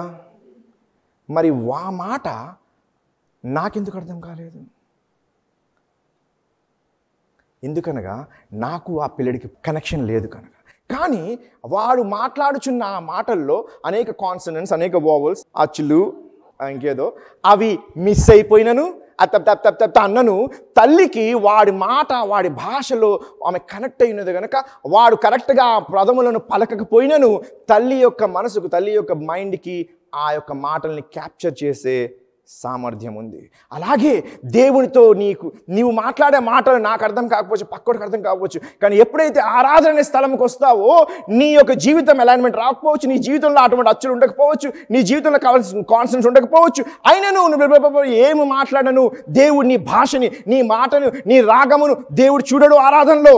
కేవలం నీ యొక్క రిలేషన్షిప్ బట్టి నా పిల్లడు పిలుస్తున్నాడని చెప్పి దేవుడు నీతో అత్తుకుంటాడు.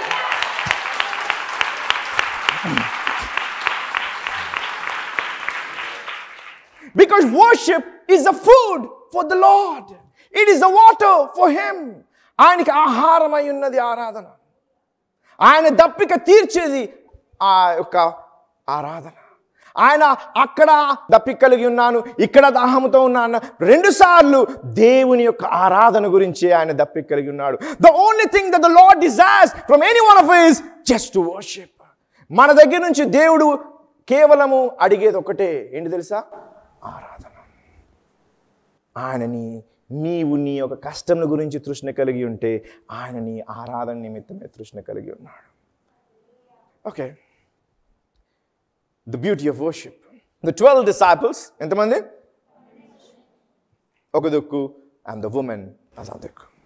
The woman had an worship encounter. ఆరాధన యొక్క అనుభూతి ఆమెకి కలుగుచున్నది.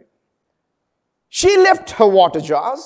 ఆమె యొక్క కుండను వదిలి నీళ్ళు కోసం వచ్చింది. నీళ్ళు పట్టుకెళ్ళకుండా ఏం చేస్తుంది? నీళ్ళు కుండనే వదిలేసింది. ఎందుకు తెలుసా? నీళ్ళు కుండలో కొంత నీళ్ళే పట్టుకెళ్తుంది. Now she is filled with so much of living waters. ఆమెలో ఇప్పుడు జీవజలముల యొక్క ఊట ఉంది కనుక ఇప్పుడు ఆమెకి కుండల యొక్క అవసరం లేదు. అర్థమవుతున్న మాటలు. In other words, what I'm trying to say, it doesn't mean that she will never be thirsty of water. ఆమెకి ఎప్పుడు నీళ్ళ దాహం కాదు అని కాదు. She is got such much more important thirst that is quenched, that can never be quenched ever before and change her life. ఆమె జీవితాన్ని మార్చగలిగిన గొప్ప అనుభూతి ఆయన జలములు ఆమె ఉదరం నుంచి ప్రవహింపబడుతున్నాయి. కనుక ఆమెకి ఈ యొక్క జలములతో పని లేదు. ఎందుకనగా ఆమె లోపల ఉన్న ఉదరం నుంచి వచ్చిన జలముల చేతే వీరందరూ ఆమెను వెంబడిస్తున్నారు. ఆ మాటలు వారి దగ్గర విన్నప్పుడు వారు భయమై వారందరూ ఏంటి ఈమె జీవితంలో ఇంత మార్పు ఏ విధంగా జరిగిందని ఆమెకు వెంబడిస్తూ వచ్చారు. She's got 5 husbands. 1, 2, 3, 4, 5. 5 హస్బెండ్స్ ఆమెకి. ఎవరికైనా 5 హస్బెండ్స్ ఉంటారమ్మా? ఎవరికి ఉంటారు? ఓన్లీ అ ట్రాంప్, ఓన్లీ అ ప్రాస్టిట్యూట్, ఒక వ్యభిచారి లాంటి జీవితానికే ఉంటారు. ఒక వ్యభిచారి ఏ విధముగా ఒక మగవాణ్ణి ఆకర్షించుకుంటుంది? తన శరీరం, తన యొక్క వైఖరి, తన మాటలు, తన నడక, తమ యొక్క ఏంటది స్టైల్ కదా, ఆమె మాట తీరు, ఆమె చూపులు అవన్నీ ఆకర్షించుకునేవి.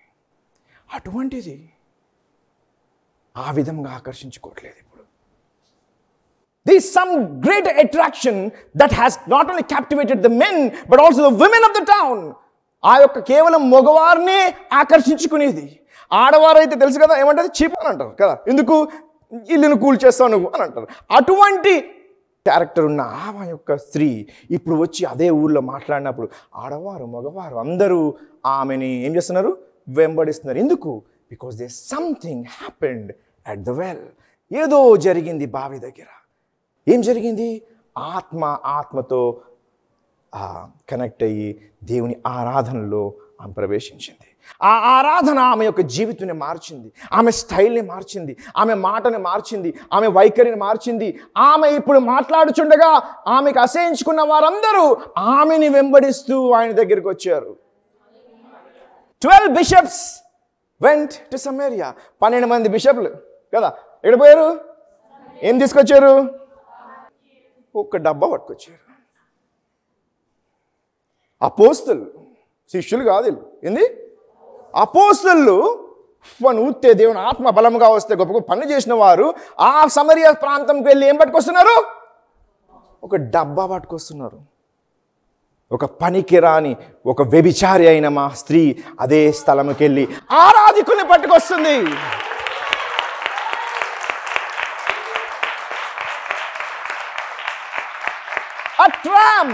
ఒక వ్యభిచారి, 6 భర్తలు కలిగి ఉన్న ఆమె అదే ప్రాంతంకి వస్తే ఏం పట్టుకొస్తుంది? ఆరాధికురాలుగా మారింది కనుక ఆరాధనని ఆమె జరిపించే ఆ యొక్క ప్రభావముతో ఆరాధికుల్ని ఎక్కడ పట్టుకొస్తుంది? బావి దగ్గర పట్టుకొస్తుంది, జలముల దగ్గర పట్టుకొస్తుంది, మా దేవుని మాట దగ్గర పట్టుకొస్తుంది. ఎందుకు? ఇదిగో పెంతెకోస్తు దినము వచ్చి ఉన్నది. పెంతెకోస్తు యూదులకే రక్షణ, యూదుల వల్లనే రక్షణ అన్నాడు. యూదులు మాత్రం వెయిట్ చేస్తున్నారు 50 దినాల వరకు, వీరికి మాత్రము ఇప్పుడే వచ్చేసింది. And the revival began in Samaria. ఉజ్జీవము ప్రారంభించబడ్డది. ఎవరి వలన? ఏ స్త్రీ? ఎవరి వలన? ఒక ఆరాధికురాలు వలన. A worshipper that changed the whole scene of Samaria, that changed her life. ఆమె జీవితాన్ని మార్చేసింది, ఆమె నివసించే స్థలం మార్చేసింది. ఆమెకి అసహించుకున్న వారు, ఆమెను ద్వేషించిన వారు, ఆమెకి ఇష్టపడిన వారు అందరూ ఆరాధికులుగా ఎక్కడికి వస్తున్నారు? జలముల పైన అల్లాడుచున్న దేవుని ఆత్మ యొద్దకు వచ్చున్నారు. She left the water jar. What is that you need to leave tonight? ఆమె అయితే తనకు దప్పిక తీర్చుకోవాల్సిన ఆ యొక్క కుండని వదిలి వెళ్ళిపోయింది. నీవు ఈ రాత్రి ఏం వదిలేయాలి? ఏది వదిలేయాలి నువ్వు? There's something that the Lord wants you to drop it off. The blind Bartimaeus, the Bible says, he dropped off his coat. గుడ్డివాడైన బర్తిమేయ వాడి మీద ఉన్న ఒక వస్త్రంని వాడు వదిలేసి వెంబడి పరిగెట్టిండు.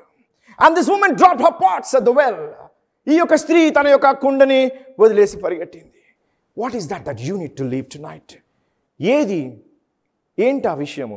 ఏంటా పని? ఏంటా అలవాటు? ఏంటా జీవితము నీవు ఈరోజు ఇక్కడ వదిలేయాలి? ఆలోచించు. బికాజ్ ఎప్పుడైతే నీవు వదులుతావో నీలో దేవుని ఆత్మ పనిచేసి అనేకులకి దేవుని యొక్క రాజ్యముకి ఆకర్షితులుగా నిన్ను వాడుకుంటాడు దేవుడు.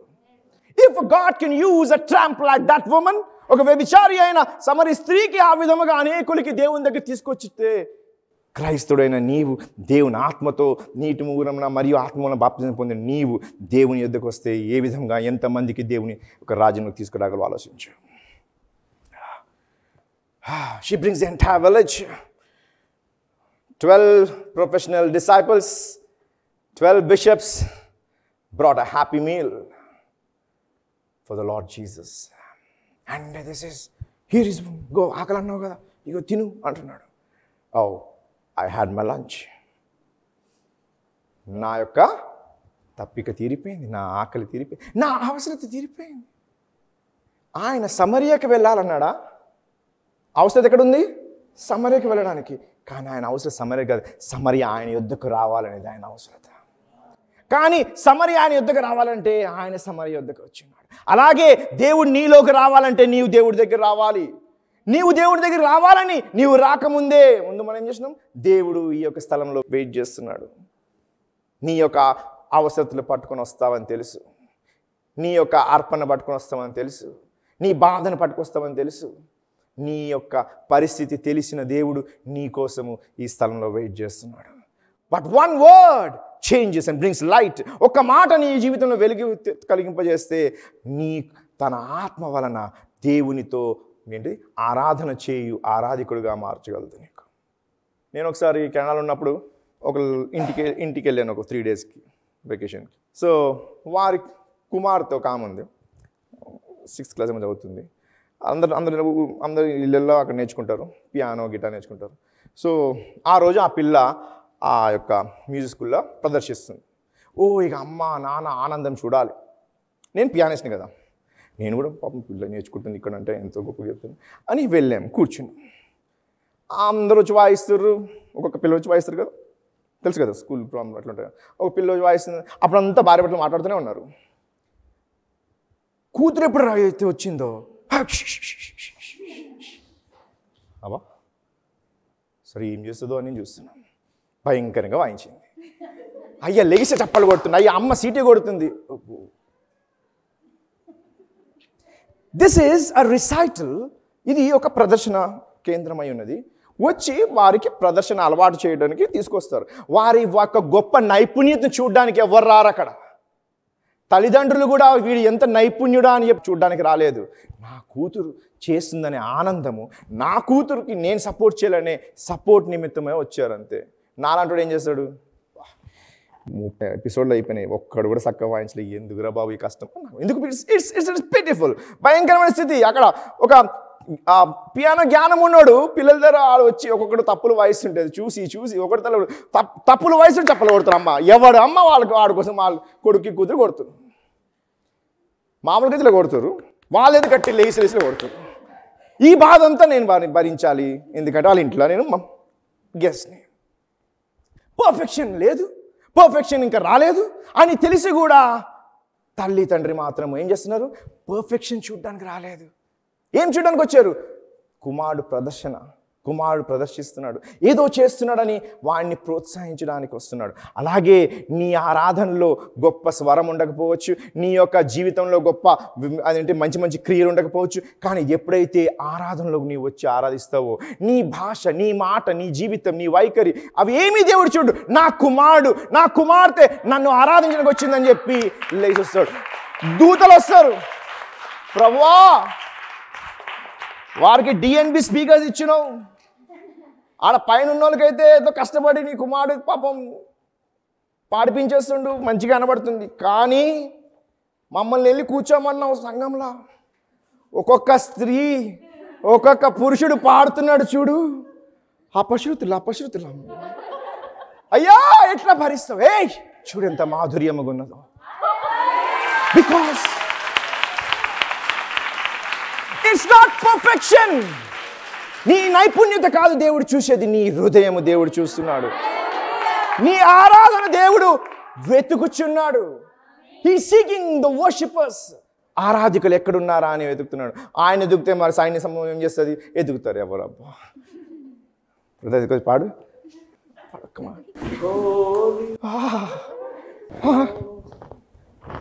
ఇదే పాట వాళ్ళు పాడతారు. వాళ్ళ పాట నీరు తీసుకొచ్చి ఎంత కూని చేస్తుంది చూడు. ఏం చేస్తారు, యెషయా holy holy holy thou art holy the whole earth is filled. ఆ పాట ఎన్నుకున్నాడు బాబు. వీళ్ళు వాడతారు, ఇప్పుడు వీళ్ళు వచ్చి వినాలి వీళ్ళకి. కానీ బట్ గాడ్, దేవుడు మాత్రం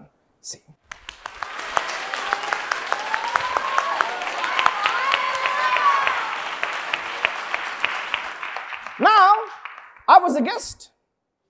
అమ్మ నాన్న తీసి కొడుతుర్రు. ఇప్పుడు నేను లేచి కొట్టకపోతే రాత్రి భోజనం ఉంటుంది నాకు. నేనేం చేయాలి ఇప్పుడు? देख अरुण भैया मार रहे, पियानिस्ट मार रहा और जोर से सीटी मार रहे. అలాగే దేవుడు కొడితే దూతలు ఏం చేస్తారు అనుకున్నావు? And it's a revival.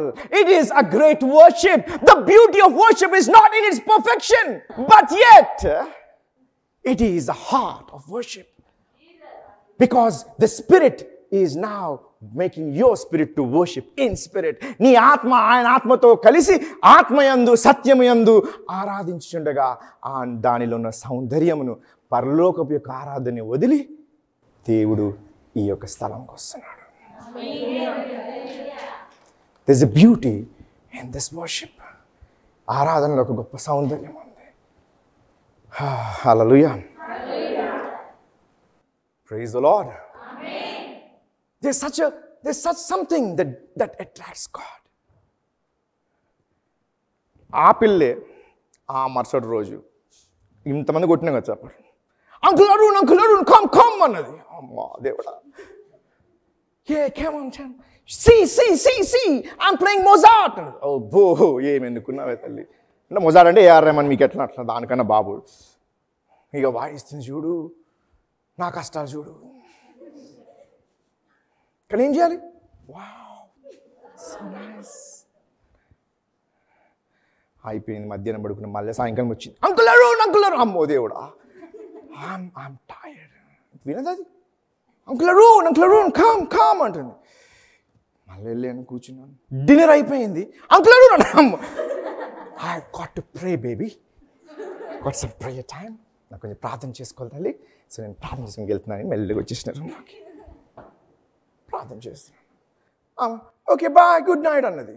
వెళ్తూ కింద, నేను పైన రూమ్ ఉన్నాను, కింద దబ్బని పడ్డది దొర్లి. దెబ్బకి నా గుండె ఏమైతుంది, నేనైతే వచ్చాను అనుకుంటారు కదా, పరిగెట్టుకుని నేను వచ్చాను.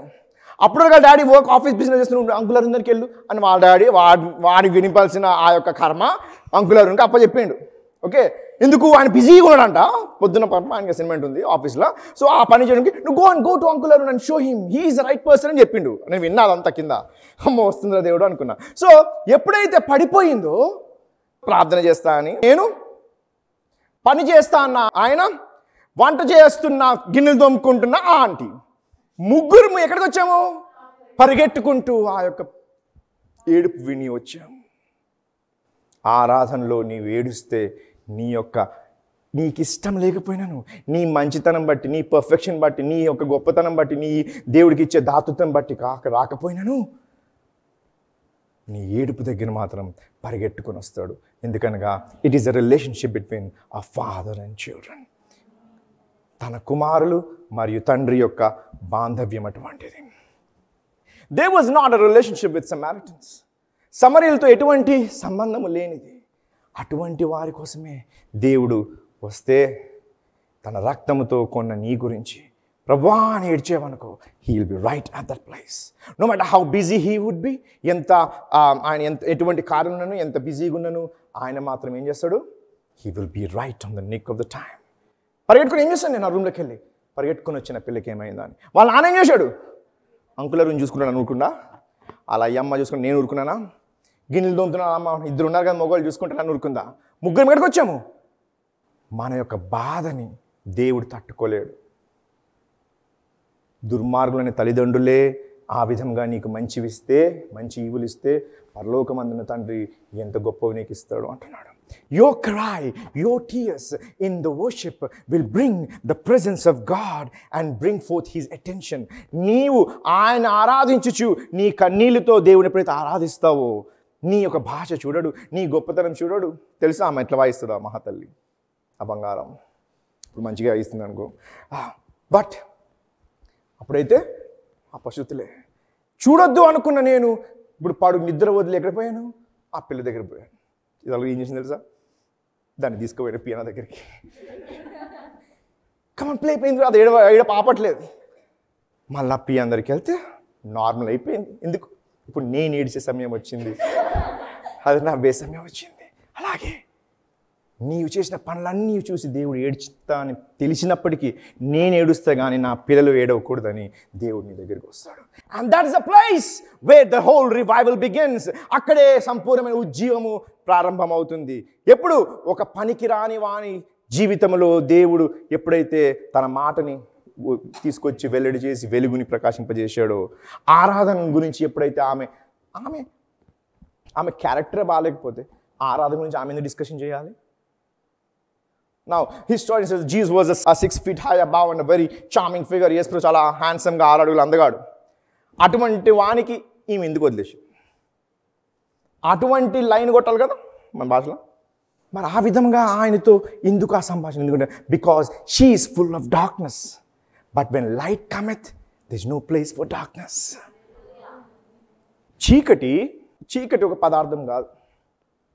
చీకటి వెలుగు యొక్క యాబ్సెన్స్ అంటే అర్థమే కదా. యాబ్సెన్స్ అంటే వెలుగు యొక్క గైరాజరే చీకటి. చీకటి అనేది ఏమో ఒక పదార్థం కాదు, వెలుగు ఒక పదార్థం. దాంట్లో వెట్టు ఉంటుంది, దాంట్లో వెలుగు ఉంటుంది కదా. కానీ చీకటికి అదొక పదార్థం కాదు, దాంట్లో ఏముండదు. వెలుగు లేకపోవడమే చీకటి. చల్లదనం అంటే ఏముండదు, వెట్ట లేకపోవడమే చల్లదనం. అలాగే నీ చీకటి ఏమీ లేదు. నువ్వు చీకటికి ఎందుకున్నావంటే వెలుగు నీలో లేదు కనుక. ఎప్పుడైతే చీకటి అయిన ఆమె దేవుని దగ్గరికి వచ్చిందో, చీకటి వెలుగుని ఏం చేసింది? ఆకర్షించుకుని వెలుగుగా మారింది.